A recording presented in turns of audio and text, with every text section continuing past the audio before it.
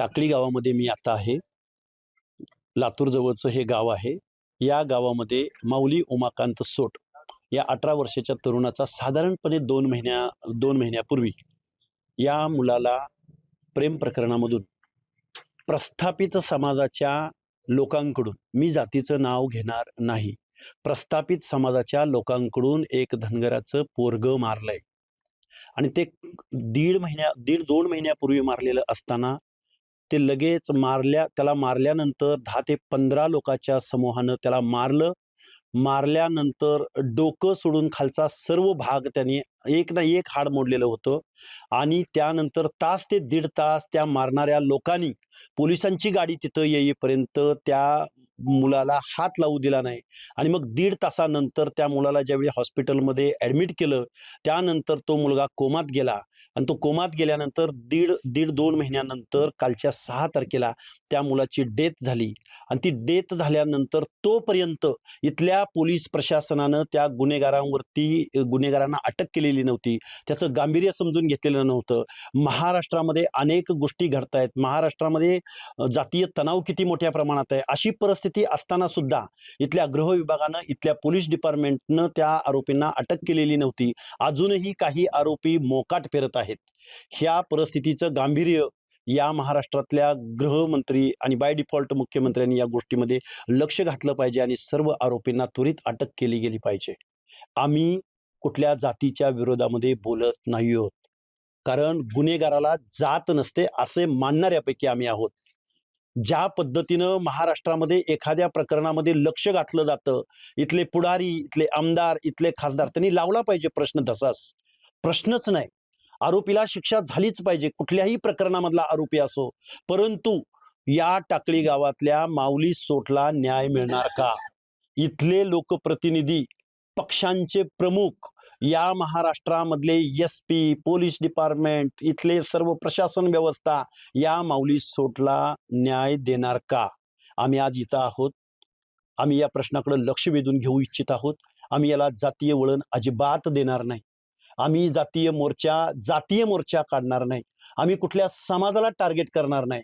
पण प्रस्थापित समाजाने एका धनगराचं पोरगं मारलंय आणि ते पोरगं मारलेलं असताना त्याच्या विरोधामध्ये मात्र इथलं प्रशासन दखल घेत नाही, पोलीस डिपार्टमेंट दखल घेत नाही आणि या गुन्हेगारांना कधी अटक होणार आणि त्यांच्यावरती 302 मनुष्यवधाचा गुन्हा दाखल होणार का आणि या सगळ्या आरोपींना अटक होणार का? या गोष्टी जर नाही झाल्या तर आम्ही या लातूर शहरामध्ये, जिल्ह्यामध्ये आम्ही पोलीस विभागावरती, पोलीस डिपार्टमेंटवरती मोर्चा काढणार आहोत आणि माऊली सोट या 18 वर्षाच्या तरुणाला त्याची कुठलीही चूक नसताना प्रेम प्रकरण, प्रतिष्ठेपायी प्रेम प्रकरणातून मुलगी 2 वर्षांनी मोठी आहे.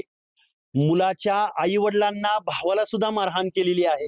त्यांच्या घरात घुसून मारहाण केलेली आहे आणि त्या आई-वडिलांना आणि त्याच्या भावालाही मारहाण केलेली आहे आणि नुसती मारहाण करून सांगितलेली नाही, तर त्या आई-वडील आणि भावानी ही तुमची मुलगी ही तुमच्या हवाली करा, तुमच्या मुलीचं ती डॉक्युमेंटरी आहे. त्या मुलीची प्रेमपत्र आहेत. अशा प्रकारे या 18 वर्षाच्या तरुणाला, ITI मध्ये शिकणाऱ्या तरुणाला, काबाड कष्ट करणाऱ्या तरुणाला या इथल्या व्यवस्थेने, प्रस्थापित व्यवस्थेने उच्च जातीतल्या स्वतःच्या उच्च प्रतिष्ठेपायी एका धनगराच्या पोराला मारलंय. या प्रश्नाकडे या महाराष्ट्रातल्या व्यवस्थेनं लक्ष द्यावं. माऊलीला प्रेम प्रकरणात मारण्याची मारून टाकलं. त्यानं विलासराव देशमुखची बायको आलती. त्याचं भाषण ऐकायला गेलतं. एक मुलगा कोणतं रोडला उभारून हाक मारली. त्यानं जेवण करता करता गेला उठून. मग तिथून गेल्यावर आम्ही कसं येईना म्हणून वाट बघायला.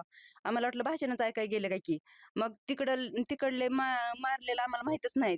जेव्हा त्यांनी 11 वाजता इथं आल्यावर मारायला आम्हाला तेव्हा कळालं की आम्हाला त्याला मारून टाकले. तुमचा मुलगा कुठं थोरला मुलगा उठला आम्हाला मारायला. त्यानं म्हणलं आई-वडिलाला मारू नका. का मारू नका म्हणून त्याला उगाच धक्काबुक्की करायली. धक्काबुक्की करत करत त्याला बी मारहाण केली. मारहाण करीत त्यानं म्हणला माझा भाऊ आल्यावर बघू. तरी बी ऐकना झाली. तुझा मुलगा मारून टाकलाय म्हणले उचलून माती करायला घेऊन जावा. इथं मारहाण करून विळूच्या काठीनं टीलच्या रॉडनं मारली. तिघाला मी मारून पुन्हा तिकडं आणाय गेला तर आम्हाला परत घेऊन येऊ सुद्धा दिले नाहीत. तिथं हात सुद्धा लावू दिले नाहीत. पोलीस आल्याशिवाय हात लावायचा नाही म्हणले. त्याचा मृत्यू कसा झाला? दवाखान्यात वगैरे ऍडमिट करायला म्हणजे पाठवलं होतं? पाठवलं होतं तिथं आधीच म्हणाल ते इलाज होत नाही, लय गंभीरतेनं मारले त्याला, अवस्था लय बेकार झाली.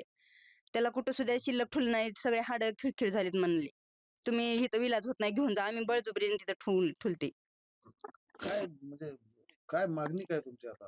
आम्हाला त्यांना जास्त शिक्षा व्हावी, फाशीची शिक्षा व्हावी. त्यांनी पुन्हा म्हणा असं करू नये कुणाला.